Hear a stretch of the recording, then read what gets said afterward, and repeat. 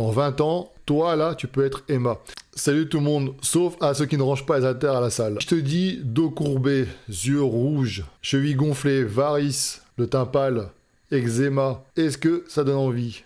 Non, je pense pas, hein. Eh bien, dis-toi que je te décris Emma. Emma, c'est une représentation grandeur nature. En collaboration avec le futurologue comportemental William Higham, ils ont créé Emma. Emma, c'est pour dénoncer un petit peu les effets néfastes d'un travail sédentaire et mal adapté sur la santé des employés. Donc en gros, Emma, c'est la personne du futur. Dans 20 ans, toi là, tu peux être Emma. Alors ça peut te faire rire, mais dis-toi que des Emma, alors c'est valable pour les hommes également, hein. Dis-toi que Emma, j'en ai quelques-uns déjà dans mon accompagnement. J'ai pas mal de personnes qui ont une ou plusieurs des caractéristiques d'Emma. Et donc, si tu ne fais rien, eh bien, tu risques de le devenir par la suite. Et je vais t'aider à éviter cela. Être sédentaire, c'est pas si grave que ça. À partir du moment où tu appliques une règle de base, c'est bouger. Il faut que tu bouges. Si tu ne bouges pas, c'est problématique. C'est pas le fait d'avoir une posture comme ça, constante, et puis tu peux rester même comme ça, avachi ou quoi, tant que tu changes régulièrement de position. Le problème, c'est qu'on a tendance à rester comme ça, vers l'avant. On a un poste de travail qui n'est pas adapté et on parle d'ergonomie. D'ailleurs, l'ergonomie, justement, c'est ma formation. C'est sur quoi je travaille. En réalité, pour éviter cela, il faut appliquer plusieurs choses à la fois. Poste de travail, à la maison, en dehors, évidemment, de la maison, c'est possible aussi.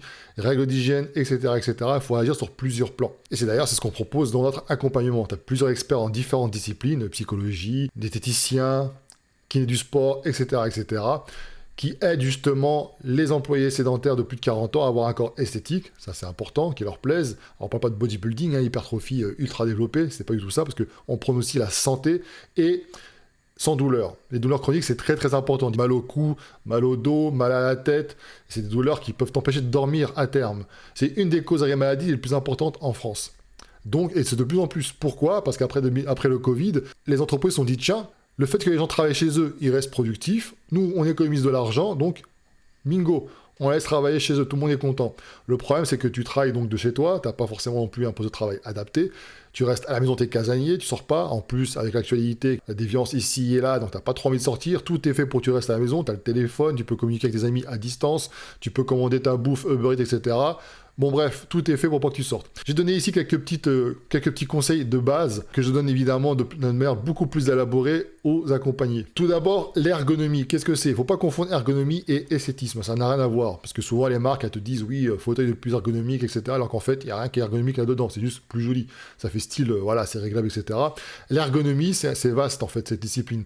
C'est adapter l'outil à l'homme. Mais tu peux adapter effectivement des objets, tu peux adapter aussi des modes de fonctionnement, etc. pour que ce soit le plus adapté possible à la personne qui a travaillé et qui va utiliser cet appareil. Par exemple, un siège ergonomique, c'est un siège qui va se régler de différentes manières pour pouvoir s'adapter au plus grand nombre, pour que la personne soit dans un confort de travail intéressant. Quand on dit que tel logiciel n'est pas ergonomique, c'est si on doit chercher pour trouver un menu alors que c'est pas ergonomique dans le sens où c'est pas intuitif, on doit chercher, c'est galère, on perd du temps, c'est pas bon. Bon bah là c'est pareil. Alors si tu prends un outil ergonomique, c'est un outil qui est adapté par exemple à ta poigne. C'est-à-dire que quand tu as une bonne prise en main, et des études sont faites évidemment pour essayer d'adapter au plus grand nombre de personnes. Donc le poste de travail, si tu travailles dans un bureau, un coordinateur, il y a des règles de base. Par exemple, je peux t'en énumérer quelques-unes, tu dois avoir déjà une assise correcte, un fauteuil qui se règle, à savoir qu'il doit parfaitement épouser, soutenir ta zone lombaire. Ça doit aussi être réglable au niveau des accoudoirs pour justement pouvoir te permettre de poser tes coudes sans surélever cette épaule. Tu dois avoir des accessoires qui permettent d'adapter ton poste de travail. Par exemple, un écran d'ordinateur, il doit être à hauteur des yeux, il ne doit pas être vers le bas parce que si tu regardes vers le bas, tu as un ordinateur portable, par exemple, tu peux acheter un support pour le surélever parce que être comme ça crée des tensions ici au niveau du cou et après, alors tu le sens pas forcément, mais après tu te retrouves avec des douleurs. Tu dis je comprends pas, j'ai des contractures, etc. Bah oui, c'est pareil. Si tu travailles avec une souris, donc tu as ta souris, alors je vais exagérer un peu le mouvement, si jamais ça t'oblige à avoir l'épaule surélevée parce que ton siège est trop bas ou ta table est trop haute, ça fait pas mal comme ça, tu te dis bon c'est bon je travaille, etc. Sauf qu'à terme ici, ton épaule est surélevée, ça provoque des petites contractures ici et là, au niveau du trapèze par exemple. Tu rentres à la maison, tu as une tension ici, tu dis ah j'ai mal, ou alors tu travailles le matin, pire avec un torticolis, tu comprends pas d'où ça sort, bah, ça peut venir de ça. Pareil, quand tu as un poste de travail, tu as une zone primaire, secondaire, etc. La zone primaire, c'est une zone où tu vas vraiment poser tes outils que tu utilises le plus possible face à toi. C'est pour t'éviter à avoir un décalage, alors j'exagère, hein, tu vois, je mets ma main sur le côté. Si ma souris, je suis obligé j'utilise ma souris, puis ma main elle est vers l'extérieur et pas face à moi, ça crée pareil des petites tensions ici qui peuvent provoquer à terme des troubles. Un clavier ergonomique, ça va te permettre de façon à mettre ta poignée correctement dans une position neutre, si tu veux, pour éviter d'avoir des troubles après et te faire opérer ici le canal carpien. Autre astuce, on parle d'Emma. Emma a des varices, mauvaise circulation sanguine. Pourquoi? Parce que bien souvent, alors il y a deux possibilités, où tu es trop petit ou petite et donc tes pieds ne touchent pas le sol, tes jambes sont écrasées sur ton fauteuil et ça, comment veux-tu que le sang circule? Donc tu peux t'acheter un support, un rehausseur au niveau des pieds, tu peux l'incliner comme ça correctement de façon à être bien installé. Ou alors, quand tu es assez grand, ça n'empêche pas, si jamais ton fauteuil en fait a le creux de tes genoux qui est vraiment collé contre le siège, c'est pas bon parce que pareil, le sang ne circule pas ici. Donc il va falloir aussi régler de façon à laisser un petit espace entre le creux de ton genou et le bord de ton fauteuil. C'est des petites règles comme ça de base que tu dois avoir. Le poste de travail, l'écran, j'en vois encore trop qui ont soit des reflets, comme ici d'ailleurs j'ai une fenêtre, moi là j'ai une protection dessus, pour empêcher justement un reflet sur l'écran trop important qui vont fatiguer mon regard. Tu peux aussi installer des petites lumières sur les écrans pour justement permettre d'être moins fatigué.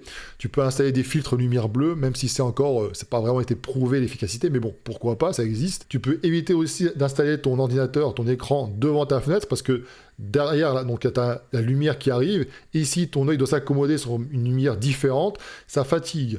D'ailleurs, pourquoi tu as le crâne? Parce que ça, c'est important. Tout à l'heure, je t'ai parlé, le plus important, c'est de bouger. Parce que tu travailles, il faut t'imposer des pauses, un chronomètre, etc. Toutes les 40 minutes, 45 minutes, par exemple, pratique des étirements. Lève-toi, étire-toi. Tu peux t'étirer au niveau du cou, par exemple, parce que c'est un petit peu tendu, tu verras. Tu peux étirer les lombaires. Voilà, il faut bouger, s'étirer, se grandir, marcher, s'aérer, boire, s'hydrater. Comme tu es habitué à regarder ton écran, donc ton œil se focalise sur un écran, habitue-toi aussi pendant ce temps de pause, je sais pas, tu as une fenêtre, regarde au loin au paysage pendant quelques instants pour justement faire ce travail comme ça et éviter ton œil de se fatiguer trop.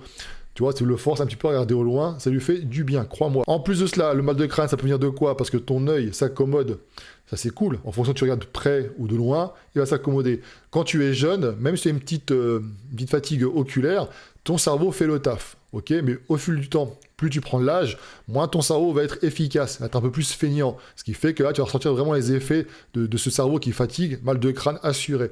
Donc là, pourquoi pas passer voir un ophtalmo pour t'apporter une petite correction, des lunettes anti-fatigue, etc., etc. Donc le poste de travail, c'est très très important, il y a plein de choses à faire. Tu peux aussi régler ces problèmes de posture, c'est très très important. Parce que qui dit ceux qui ont déjà adopté pendant très très longtemps des mauvaises postures, qui ne sont pas actives, qui n'ont pas d'activité physique, s'il fausse dorsale, les épaules comme ça qui rentrent à l'avant, ou hyperlordose au niveau des lombaires. Ça se corrige. Un exemple ici, Malcolm, en un mois, j'ai donné un protocole à faire, il a mis en place en plus un programme de musculation adapté, et ça l'a aidé à corriger cette posture. Donc en général, ça passe par quoi? Du renforcement de certaines zones, donc renforcement musculaire, étirement d'autres zones. Il faut conscientiser la chose régulièrement. Ça veut dire que là, au niveau des pectoraux, par exemple, si on parle de la correction des épaules, on va chercher à étirer, parce qu'en général, c'est contracté, tu vois, vers l'avant. Donc, les coachs qui font des programmes de musculation et qui ne prennent pas en compte votre posture, c'est problématique, parce que s'ils te mettent beaucoup plus de volume pour les pecs, parce que tu veux plus de pecs et moins dans le dos, alors que tu as déjà les épaules comme ça vers l'avant, ça va accentuer le problème. Déjà, il faut définir des objectifs précis. Chaque chose en son temps. La correction de la posture d'abord, parce que si tu ne corriges pas ça, tu vas accentuer le risque de blessure. Donc tu étires cette zone-là, tu vas renforcer la zone derrière, pas pour autant qu'il faut arrêter de travailler les pectoraux, évidemment, hein. Mais en plus, régulièrement, tu vas essayer de prendre conscience de ta posture, en te disant, comment je suis là? Ah, je suis un peu en avant, je me redresse. À force de faire cet exercice-là, pour les lombaires ou alors pour les épaules, par exemple, ça va justement donner des résultats. Et justement, bouger, c'est aussi faire activité physique. Alors, tu peux faire ce que tu veux. La musculation, ça reste quand même quelque chose d'efficace. Mais on parle bien de musculation. 90% de ceux qui sont dans mes coachés, c'est pas des gens qui vont être bodybuildés. On n'est pas sur ça ici, sur le coach Aiki. On parle de la musculation santé, parce qu'on vise la santé. On vise un corps esthétique, sans douleur, sur le long terme. Là, on vise à renforcer son corps. On vise à vivre le plus longtemps possible en bonne santé. Donc, tu peux viser un corps esthétique, tu vois. Tu peux à la fois viser ça et à la fois mettre en place, comme je le fais avec mes clients, ça te permet d'avoir à la fois un programme qui est lié sur le côté esthétique, on va essayer de se développer, tu vois, d'avoir un corps qui nous plaise tout simplement, et ensuite renforcer certaines postures qui vont t'aider à lutter contre les troubles musculo-squelettiques que tu pourrais avoir. C'est ça qu'on parle, hein, évidemment, les douleurs chroniques par rapport à un travail sédentaire par exemple, mais pas que. Tu peux aussi créer des routines d'étirement, de mobilité que tu peux faire en dehors de la salle de musculation. Tu peux travailler ça donc à la maison, à des routines d'étirement avec des élastiques, de renforcement musculaire. Donc tu as plein d'exercices en fait poids de corps que tu peux faire avec des élastiques, peu importe. Et ça, c'est ce que j'ai créé en compagnie justement d'experts pour pouvoir aider mes clients. Et ceci a donné des résultats. Parce que la mobilité, déjà que si tu n'es pas un sportif de base, eh ben, c'est important de la travailler. Parce que plus tard, ton corps te dira merci. Parce que musculation, plus mobilité, plus tout ça, pourquoi il faut le faire? Parce que déjà, tu as un poids sédentaire. Au niveau des muscles, c'est pas au top, tu vois, surtout si tu pratiques pas de sport à côté. Mais en plus, plus tu prends de l'âge, tu dois lutter contre la sarcopénie, donc c'est la fonte musculaire. Tout ce qui est tendons, ligaments, etc., ça a tendance plutôt à être moins élastique. Donc, si tu maintiens pas un certain équilibre à ce niveau-là, c'est pas bon pour la suite, tu vois. Parmi les experts, on parle aussi de stress, tu vois. Ici, Emma, les sujets au stress, l'eczéma, etc. Il y a plusieurs choses que tu peux faire par rapport à ça. Déjà, prendre du temps pour toi, gérer ton planning, ça s'apprend, ça. C'est aussi un des modules que je mets en place pour aider justement les gens à s'organiser. C'est-à-dire que tu vas prendre du temps pour toi.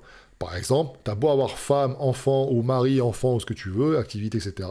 Tu peux te mettre d'accord en disant, écoute, j'ai 1 heure ou 2 heures par semaine pour moi. Et tu vas prendre ce temps-là pour te relaxer, travailler ta mobilité, ton renforcement musculaire, etc. Et après, tu proposes à d'autres personnes, à ton compagnon ou ta compagne, de faire la même chose. Ça, c'est important, de déléguer, d'apprendre à dire non, de prioriser aussi certaines tâches par rapport à d'autres. Ceux qui me disent qu'ils n'ont pas le temps, quand je demande leur planning, bizarrement, du temps, on en trouve. C'est du temps en moins, c'est sûr, pour Netflix, TikTok, etc. Mais c'est du temps pour toi. Pour ta santé. C'est important la santé, n'oubliez pas. Ce corps-là, on vit avec jusqu'à la fin. Donc si on ne fait rien, ça risque pas de s'arranger.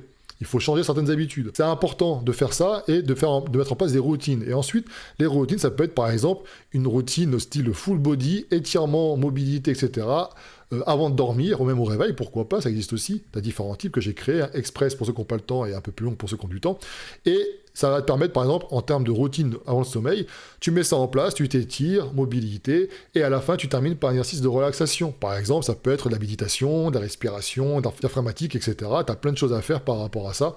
Et ensuite, tu seras prêt pour dormir. Mais il n'y a pas que ça, évidemment, à mettre en place. D'ailleurs, c'est ma psychologue à qui je passe un coucou, qui a mis aussi plusieurs solutions en place pour pouvoir justement aider dans le cadre du stress, identifier le stress, etc. Savoir comment s'analyser, savoir quelles sont les solutions que tu peux mettre en place, créer ces routines. Ça peut être aussi sur le sommeil, la procrastination, la motivation, etc., etc. Tu vois, c'est vraiment global. Camille, que tu as déjà vu, pareil, la diététicienne qui fait partie de l'accompagnement, eh bien, elle pourrait aider à ce que tu ne sois pas une future Emma ou un futur Emma. La nutrition, c'est très, très important.